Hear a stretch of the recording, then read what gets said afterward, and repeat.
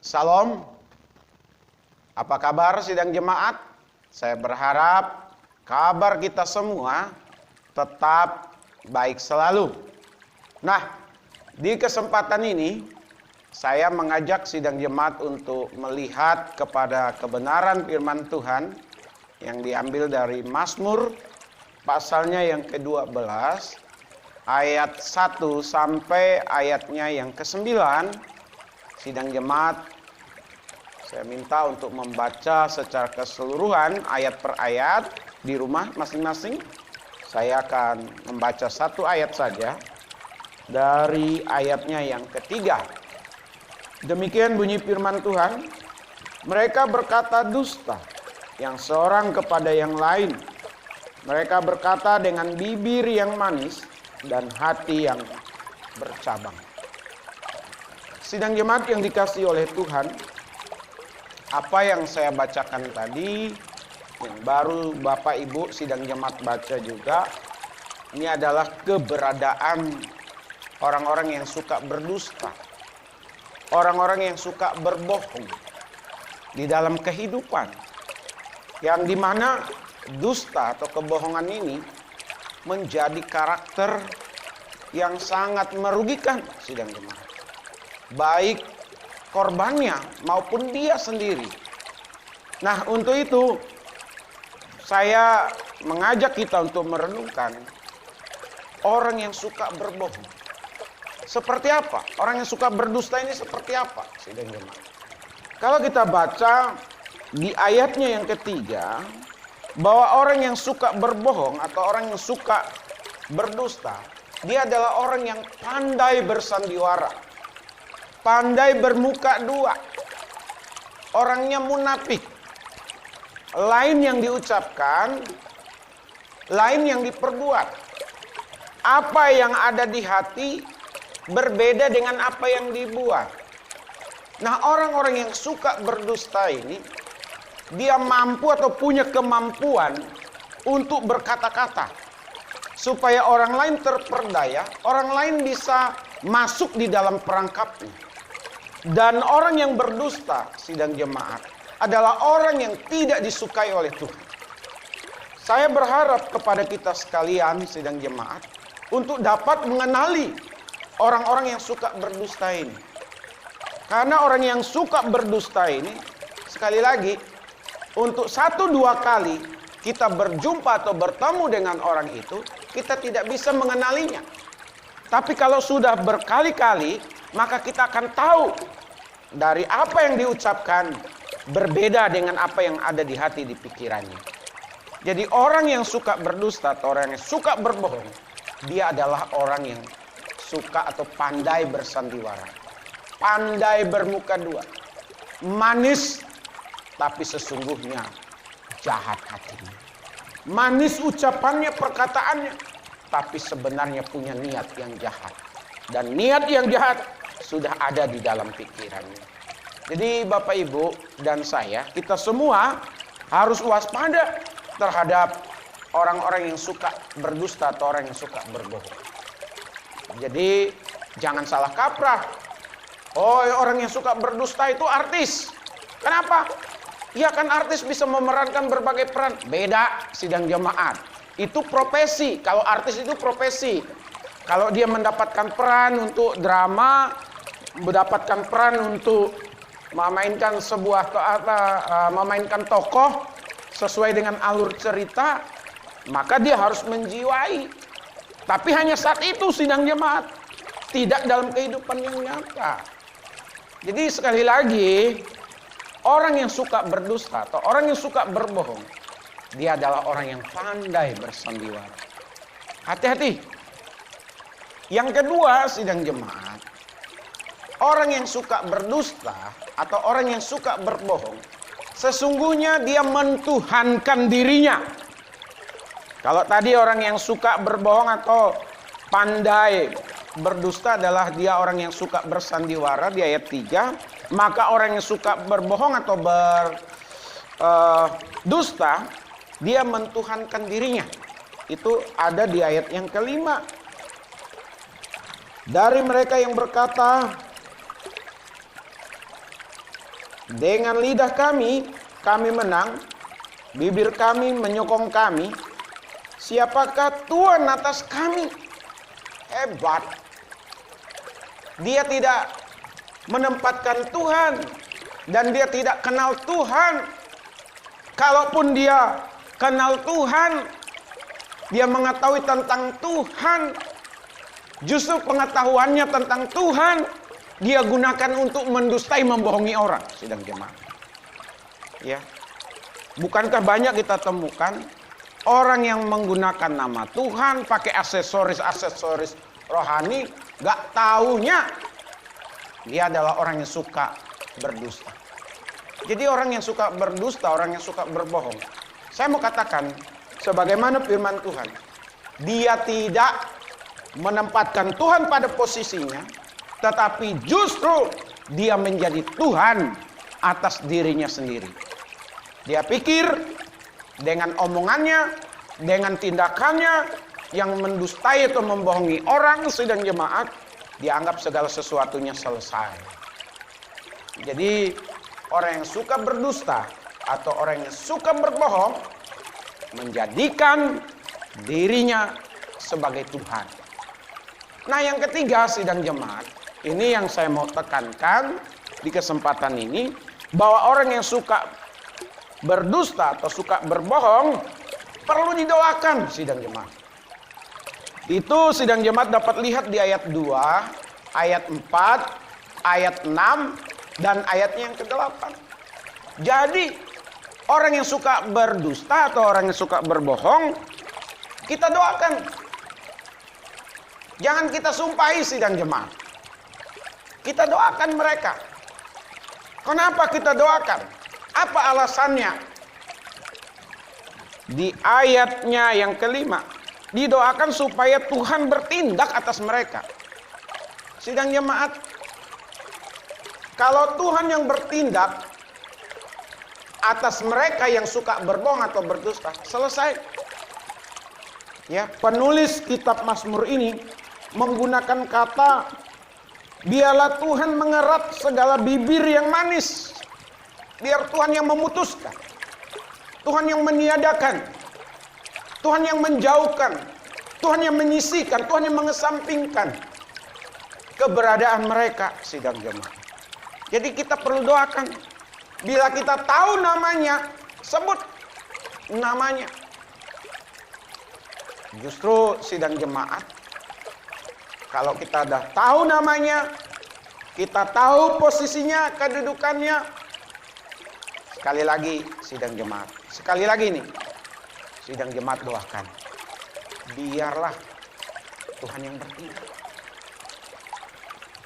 Ya, bisa saja Bapak Ibu bertindak, tapi tindakan Bapak Ibu dan saya bisa jadi salah. Ya, tapi kalau Tuhan yang bertindak, maka kita akan melihat bagaimana kelanjutan ceritanya. Saya pikir kalau Tuhan yang bertindak, selesai. Sehebat apapun dia berbohong, sepandai apapun dia berkelit, kita punya peribahasa yang mengatakan, sepandai-pandainya tupai melompat, akhirnya bisa sekali waktu dia bisa jatuh. Dan yang bisa menjatuhkan orang yang suka berdusta, orang yang suka berbohong, itu adalah Tuhan. Jadi didoakan sidang jemaat.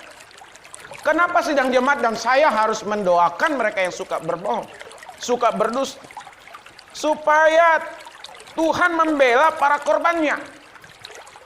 Ya.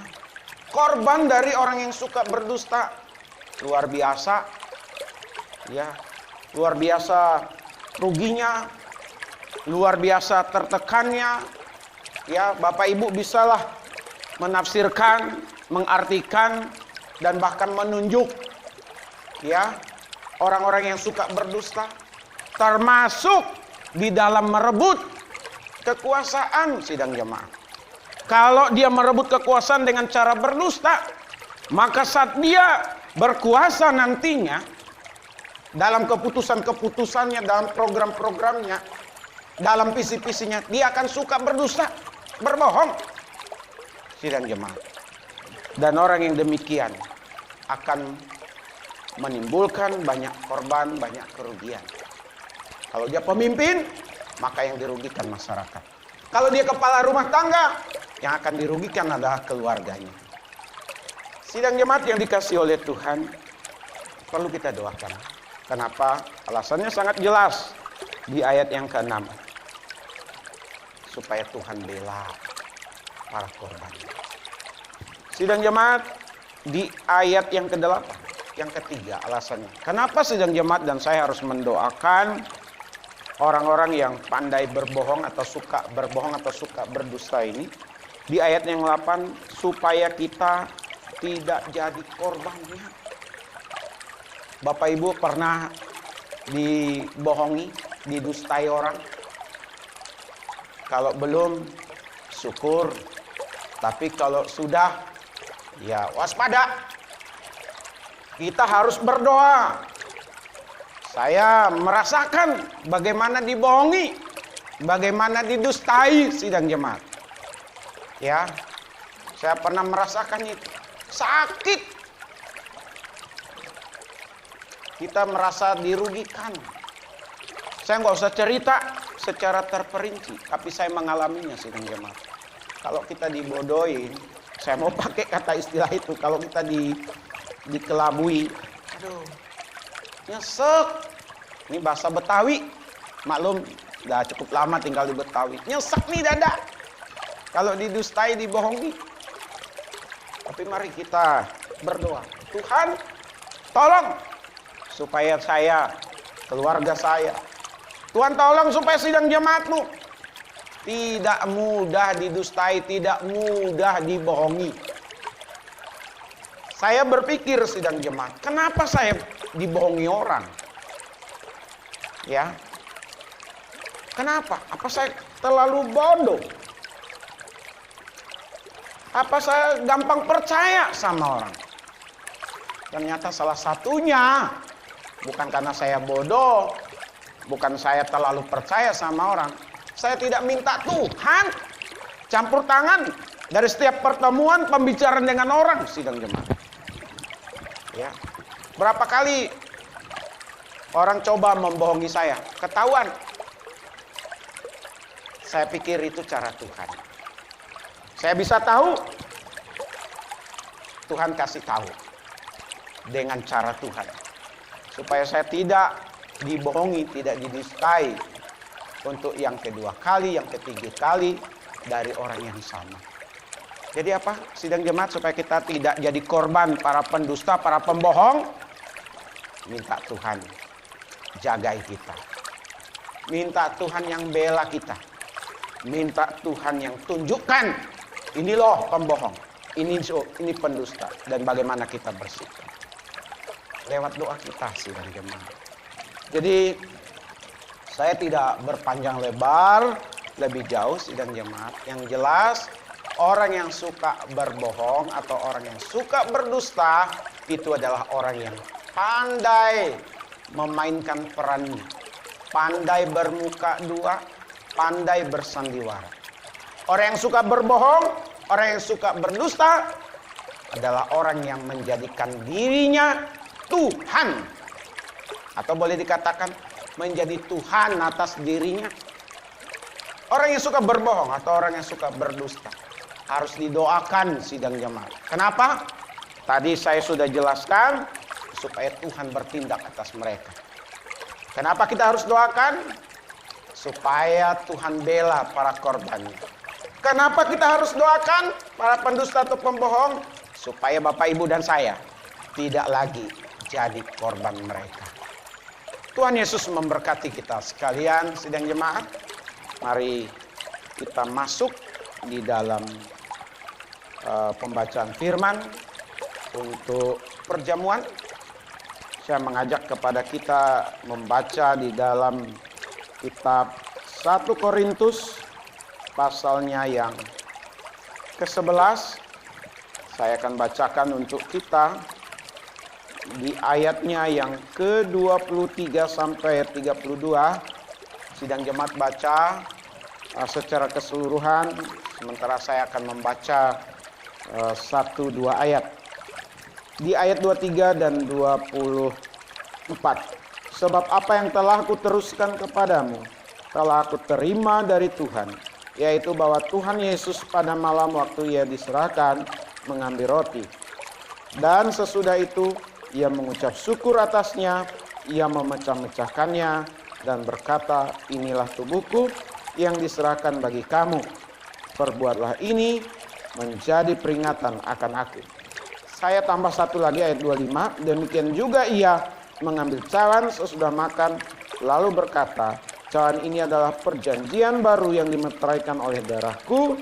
Perbuatlah ini setiap kali kamu meminumnya menjadi peringatan akan aku. Mari sidang jemaat, kita berdoa. Baik untuk firman Tuhan yang sudah kita dengar, maupun untuk perjamuan yang kita akan lakukan. Kita berdoa. Bapa di sorga, terima kasih untuk kebenaran firman-Mu yang telah kami renungkan bersama-sama. Biarlah apa yang kami dengar, kami terapkan di dalam kehidupan kami. Berkati sidang jemaat-Mu, berkati kami semua. Sebentar lagi kami akan masuk dalam perjamuan kudus. Tuhan, ampuni akan kesalahan kami. Basuh kami dengan kuat kuasa darah-Mu. Biarlah kami terus mengingat akan pengorbanan bahkan kematian Tuhan di atas kayu salib. Sehingga ya Bapa di sorga, kami senantiasa waspada, kami berjaga-jaga, sehingga untuk kedatangan Tuhan yang kedua kali, kami ditemukan di dalam keadaan yang siap. Dan kami benar-benar bisa menyongsong Tuhan di awan-awan. Berkati roti dan air anggur yang ada. Di dalam nama Tuhan Yesus, kami berdoa. Haleluya. Amin. Sidang jemaat, roti ini adalah lambang dari tubuh Tuhan Yesus. Dan air anggur ini adalah lambang darahnya. Mari kita menyiapkan diri kita. Kita mengambil sikap doa, menundukkan kepala. Kita angkat roti di sebelah tangan kanan kita. Dari tubuhnya yang disesah, kepalanya yang dimahkotai duri, kaki dan tangannya yang dipaku. Yesus Kristus yang tidak bersalah harus menanggung kesalahan kita. Supaya Bapak Ibu menjadi orang-orang, atau kita sekalian menjadi orang-orang yang dibenarkan. Untuk mengingat apa yang Tuhan Yesus sudah kerjakan dalam karya penyelamatan, dan sekaligus kita menyiapkan diri untuk kedatangannya yang kedua. Marilah sidang jemaat, kita mau makan roti yang merupakan lambang tubuhnya ini dengan penuh ucapan syukur kepadanya. Karenanya, makanlah.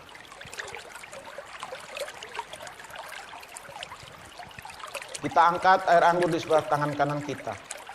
Dari tubuhnya yang disesah, kepalanya yang dimahkotai duri, kaki dan tangannya yang dipaku, bahkan lambungnya yang ditusuk. Keluar darah. Darah yang menyucikan segala dosa atau pelanggaran kita. Darah yang memperdamaikan kita dengan Bapa di sorga. Untuk mengingat apa yang Tuhan Yesus kerjakan dalam karya penyelamatan kita sekalian. Dan sekaligus sekali lagi kita menyiapkan diri untuk kedatangannya yang kedua kali.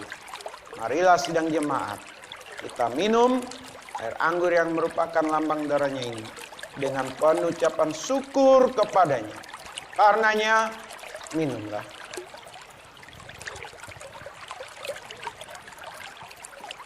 Kita berdoa.